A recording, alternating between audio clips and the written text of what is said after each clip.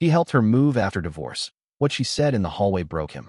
You know that feeling when you're about to do a favor you'll instantly regret?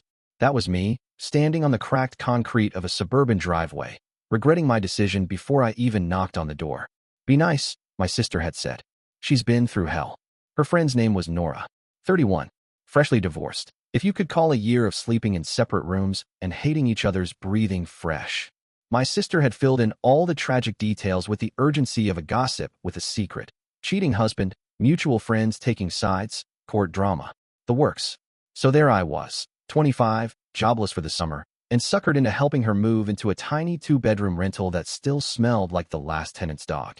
I knocked twice and heard the faint shuffling of feet before the door opened. And there she was. Nora had that kind of tired beauty that hit you in layers. First the eyes, red-rimmed but defiant. Then the posture, straight back like someone pretending not to be defeated. And last, her smile, which flickered like a dying bulb before vanishing completely. Oh, she said, looking at me like I was the wrong pizza delivery. You're Rachel's brother? Unfortunately, yeah, I said. Professional box lifter and reluctant therapist. That got half a laugh. Good start. The house was chaos. Boxes stacked to the ceiling, furniture half assembled, and a cat I wasn't warned about eyeing me like I owed him rent. Nora had clearly tried to get a head start on unpacking, but it was obvious she hit a wall somewhere around box 3. Where do you want me to start? I asked. She pointed to the pile marked living room, then immediately disappeared down the hall. Not a great sign. 10 minutes in, I opened a box labeled photos. Inside, wedding albums, Polaroids, framed smiles of a life she probably wanted to forget. I glanced toward the hallway, unsure if I should be seeing this. But before I could close the box, I heard her voice behind me. Quiet, raw. Don't bother with that one. I turned to find her standing there with wet cheeks and clenched fists. She wasn't sobbing. It was worse. She was doing that silent crying thing that people do when they're exhausted from pretending they're fine. I started, fumbling for something less useless to say. It's okay, she interrupted. You can leave if you want. She meant it, too. The kind of offer people give when they're sure you will. But I didn't. Instead, I sat down on the floor beside the box of ghosts, not touching anything, just breathing beside her. You want coffee? I asked. She nodded without looking at me, and I took that as a maybe. The kitchen was half-stocked and chaotic. I found a half-empty bag of grounds and a thrifted French press that looked like it hadn't been used since the Obama administration. Still, 5 minutes later, we were sitting on the hardwood floor with mismatched mugs, sipping silence. This sucks, she said finally. Which part? She gave me a look. All of it. The moving. The divorce. Starting over like I'm 20 again. Hey, starting over isn't so bad. I've done it twice this year. Once after getting fired, and once after a girl I was seeing decided she needed to focus on her aura. That earned a real laugh this time. Progress. We didn't talk much after that. Just unpacked boxes and passed time. Occasionally she'd hand me a memory she didn't want to deal with, an old photo, a dusty wedding favor, and I'd quietly tuck it away in a box labeled later. The weirdest part? I didn't want to leave. By 8 p.m., we were sitting in her half-set-up living room, eating lukewarm Thai food out of the carton. She told me about her ex. I told her about my exes. She called them dodged bullets. I called hers a walking cautionary tale. There was something in the way she looked at me, guarded but curious, like a person standing in the doorway of a burning house, wondering if the air outside might finally be worth breathing. I haven't laughed in months, she admitted quietly. Well, I said, I aim to please.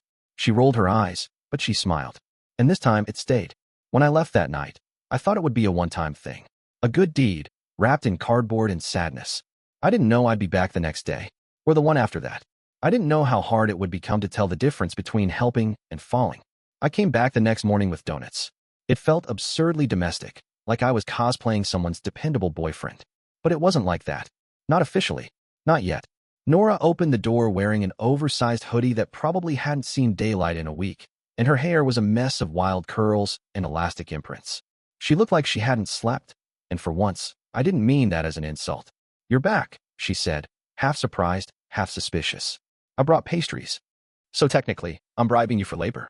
She blinked, then stepped aside. Fine, but only if there's a jelly-filled one. There was. Because of course there was. We sat on her floor again, this time with the coffee upgraded slightly. She'd found her favorite mug and a creamer that hadn't expired. I watched her open boxes like someone defusing bombs. Every piece of her old life was wrapped in newspaper and denial. This one's safe, she said, handing me a box labeled Books Plus Sadness.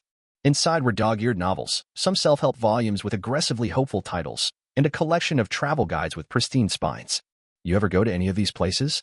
I asked, flipping through Paris in the springtime. She shook her head. We were always planning. Never going. There was so much weight in those 4 words, it almost knocked the air out of the room. Planning.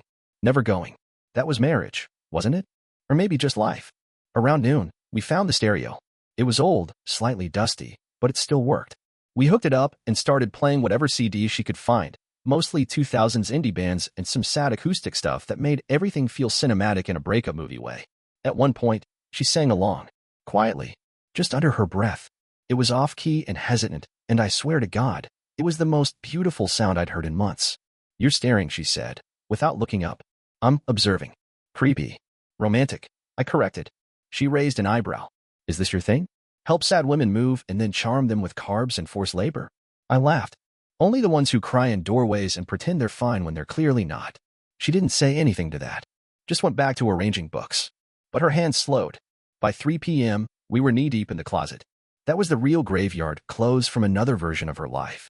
Cocktail dresses, heels she hadn't worn since pre-pandemic, and a wedding dress that hung at the back like a silent accusation. I don't know what to do with it, she said, voice tight. Burn it. She smiled a little, but her eyes were glassy. I wanted to sell it. Or donate it. But I keep thinking maybe I'll need it again. I knew better than to respond. Some silences aren't meant to be filled. Instead, I carefully lifted it off the hanger, folded it, and placed it in a box without a label. Just a question mark in black Sharpie. Later, she leaned against the doorframe while I tried to assemble a bookshelf using nothing but an Allen key and blind optimism. Her cat, whom I'd finally learned was named Mozart, curled up next to my leg as if to claim me for himself. You're good at this, she said suddenly. At what? IKEA. At? I don't know. Staying. I didn't know how to answer that. Not because I didn't have one, but because it wasn't a compliment. It was a warning. People hadn't stayed, clearly. Not friends. Not her ex. Maybe not even her. I've got nowhere better to be, I said finally. And besides, you still haven't paid me an emotional trauma or cold pizza. That got a laugh. A real one.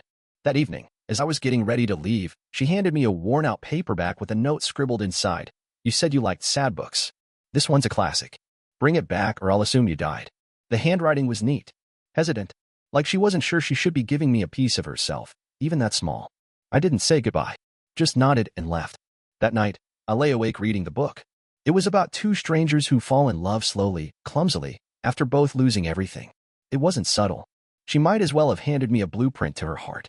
And I was following it, page by page. She called me at 9:43 p.m. the next night. I know the time because I wasn't asleep, just lying in bed, rereading the same page of her book for the 3rd time, not because it was hard to understand, but because every line seemed to echo something we hadn't said aloud yet. Her voice was quiet. Not sad. Just tentative. Hey. Are you busy? The correct answer was yes. I was busy overanalyzing the curve of her handwriting in the margins of page 112. But I said, not really. Everything okay? She hesitated. I think I broke the sink. 15 minutes later, I was at her door, toolbox in hand, heart doing that annoying thing it does when you're pretending it's not a date but your deodorant disagrees. The kitchen was a mess of soap suds and wet paper towels, and Nora was standing in the middle of it all, barefoot, looking guilty and beautiful in a way I didn't have the emotional bandwidth to process. I was trying to unclog it myself, she said. Watch 3 YouTube tutorials. 2 were in Russian. You should have led with that. I only fix things if Slavic subtitles are involved. She laughed and stepped aside. I rolled up my sleeves and got to work. It wasn't anything serious, just a lazy drain and a misplaced garbage disposal switch. Took all of 10 minutes. But I stayed. Of course I did.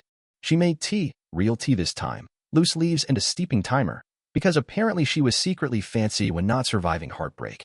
We sat on the couch, Mozart curled between us, and watched the end of some old black and white movie she had playing on mute. It felt surreal, like I'd stepped into someone else's quiet life and accidentally made myself comfortable. I miss the silence, she said suddenly. I turned to her. With him, it was always loud. Even when we weren't fighting. Just too much noise. Too much trying. I like that you don't make everything feel like a performance. I do my best to disappoint quietly. She smiled, but it didn't reach her eyes. I wanted to reach out. I didn't. Instead, I asked, so what do you want now? She looked confused. With this new chapter, or whatever. If you could write the next part exactly how you wanted it, what would it be? She didn't answer right away. Just stared at the flickering shadows on the wall. I think I want peace. And maybe someone who doesn't treat me like an emotional internship. That's a low bar. Apparently not low enough. I didn't ask if she was talking about her ex. I didn't need to. Later, as I stood to leave, she walked me to the door. That quiet, awkward moment stretched between us, the kind that dares you to say something you can't unsay. I could come by tomorrow, I offered. Finish the shelf. Maybe fix that wobbly chair. You don't have to. I know. She looked up at me then. Really looked. And for one suspended second, I thought she might lean in. But she didn't. Instead, she just nodded. Okay. Tomorrow then. I left with her cat hair on my hoodie and her sadness stuck to my ribs like a second skin. The next day blurred into the next week. We fell into a rhythm, unspoken and strange. Mornings with coffee, afternoons with boxes, evenings with movies we only half-watched. She'd talk about her past in pieces, not stories but scraps, and I'd quietly collect them like clues to a woman trying to rewrite herself. And through it all, the line between friendship and something else kept wobbling like that damn chair we still hadn't fixed.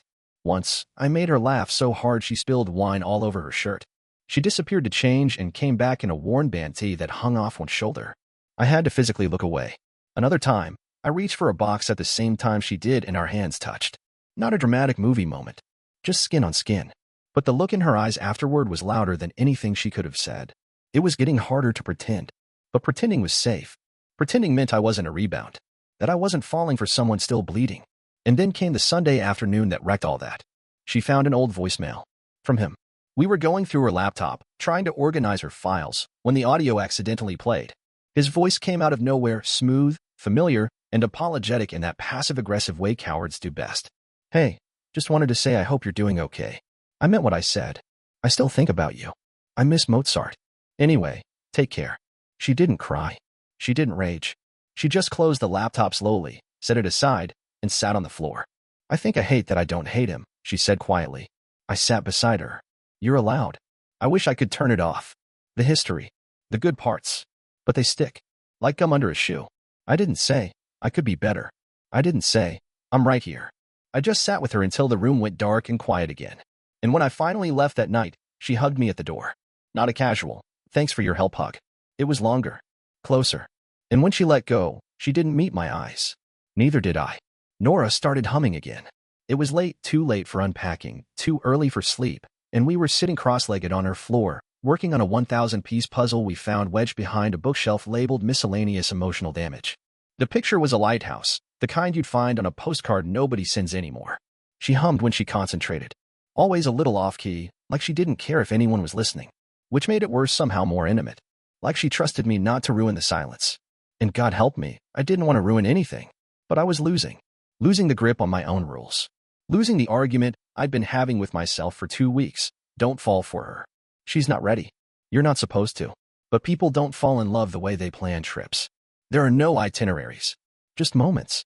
Like the way she said my name when she was tired. Soft, like she was testing the weight of it. Or how she asked about my mom. Not because she wanted small talk, but because she'd remembered that I said she left when I was 16, and that I'd made a joke about it so she wouldn't ask the first time. We weren't dating. We weren't sleeping together. We hadn't even kissed. And still, I was hers in a way that terrified me. That night, something shifted. I don't know what triggered it. Maybe it was the wine. Maybe the puzzle. Maybe the way we kept brushing hands on accident until it started to feel like not an accident. But eventually, she sat back, looked at me for a long moment, and said, You know, I didn't think I'd feel anything for a long time. I swallowed. And now, she didn't blink. Now I'm terrified I'm going to mess it up. We were both still for a second too long. I knew I should say something safe. Something brotherly. Something that kept the walls up. But I didn't. Instead, I said, Me too. She reached up then, barely, and touched my jaw with her fingers like she wasn't sure if I was real. And that's when I thought it would happen. The kiss. The moment every tension-loaded glance had been building toward. But she stopped. Her hand lingered, then dropped. And she whispered, I can't. It wasn't rejection. It was confession. I nodded, even though everything in me was screaming. It's okay, I said. You don't owe me anything. And I meant it. But damn, it hurt anyway. We didn't talk about it the next day. She made pancakes. I helped hang curtains. It was all very normal, very just friends, except it wasn't. The air between us had changed textures, thicker somehow, like we were walking through a fog we didn't acknowledge. I might get a job soon, she said casually, over a pan of burning bacon. Oh yeah. Local gallery's hiring. Front desk, part-time. It's small, but it's something. That's great. It's weird, she added. Planning things again. I think that's the bravest thing you've done. She gave me a look. Braver than letting you assemble all my furniture? Marginally. We laughed. It was easy. Too easy. Until it wasn't. Later, I found her sitting alone in the hallway, staring at a photo she'd left out, her and him, back when everything was new and stupid and hopeful. The frame was cracked. Probably dropped during the move. I keep thinking, she said. What if it had just worked? I sat beside her. Quiet. Waiting. What if we had just figured it out? I hated that photo. I hated that it still had power. That he still had power. But I also knew what she meant. You don't just delete a version of yourself overnight. Even if you know it's toxic. Even if it almost killed you. You don't have to burn the whole past, I said. Just stop setting yourself on fire to light it. She looked at me like she wanted to believe me. Like she wanted to believe she could have something new without breaking everything old. Then she reached out slowly, carefully, and took my hand. Not in a let's do this way. In a don't leave yet way. And I didn't. We sat like that for a long time. Just breathing. Holding hands in a hallway full of echoes. I knew I couldn't stay in this limbo forever. But I also knew this was the first time she wasn't just letting me in. She was asking me to stay. And for the first time, I didn't feel like a helper. I felt like a beginning. It happened on a Tuesday. Not a romantic day. Not a cinematic one. No thunderstorms or swelling music. Just a regular, slightly overcast Tuesday, the kind you forget until everything in your life pivots around it. I had stopped by like usual, this time with a bag of groceries because she'd once confessed she hadn't cooked a real meal in months. I figured food was the last safe thing we had. I didn't realize how fast safe things can disappear. She was in the kitchen, hair pulled up, sleeves rolled, sauce on her cheek. She looked like someone's dream. Maybe even mine, though I was trying really hard not to think that. I got you those weird pretzels you like, I said, dropping the bag on the counter. She smiled. The mustard kind? You doubted me? Always. It felt normal. Easy. The rhythm we'd found. And maybe that's what made it dangerous. I started chopping vegetables. She was stirring something on the stove. And out of nowhere, no warning, no build-up, she said. Do you think I'm using you? The knife froze mid-slice. I looked up. Her eyes didn't waver. Where's this coming from? I keep thinking about it. How much you do. How much I take. And I wonder if I'm being selfish. You're not. I might be. I set the knife down. Walked around the counter. Nora, listen to me. No, she interrupted, voice cracking. Because I think about it every time you leave. That I'm dragging you into my mess. That maybe this thing between us isn't fair. My heart was trying to climb out of my throat. There is something between us, I said. She nodded. A single, painful nod. I know. And that's what scares me. I didn't plan to kiss her. It wasn't a decision. It was inevitability. Like gravity. Like breath. 1 second we were standing 3 feet apart. The next, we weren't. Her mouth was soft and uncertain and full of every question we'd been too afraid to ask. She kissed like someone remembering how. And I kissed like someone who'd been waiting too damn long. When we pulled apart, we didn't speak. Didn't need to. She leaned her forehead against mine. I don't want to break this, she whispered. You won't. But I was wrong. 3 days. That's how long the silence lasted. She didn't text. Didn't call. I waited, telling myself she needed space. That it was okay. That I hadn't read it wrong. But I knew better. On day 4, I went to her place. She didn't answer the door. I knocked again. Harder. Finally, I heard her voice. Muffled. Cautious. I can't do this. I pressed my palm against the wood like it might reach her somehow. Nora, just open the door. Talk to me. I thought I could. But I can't. You deserve someone who isn't half-broken. I wanted to scream. Not out of anger. Out of helplessness. Because she wasn't half anything. She was whole in all the ways that mattered. And I didn't want perfect. I just wanted her. Nora, please. Nothing. Only the sound of retreating footsteps. And then silence. Real silence. The kind you don't come back from. It's been 2 weeks. The book she gave me still sits on my nightstand. Her handwriting underlined on page 198. Love doesn't always knock. Sometimes it just slips in while you're distracted. She slipped in. And then she slipped away. I don't hate her for it. I don't blame her. But every now and then, I check my phone. Just in case she decides the door still opens from the inside.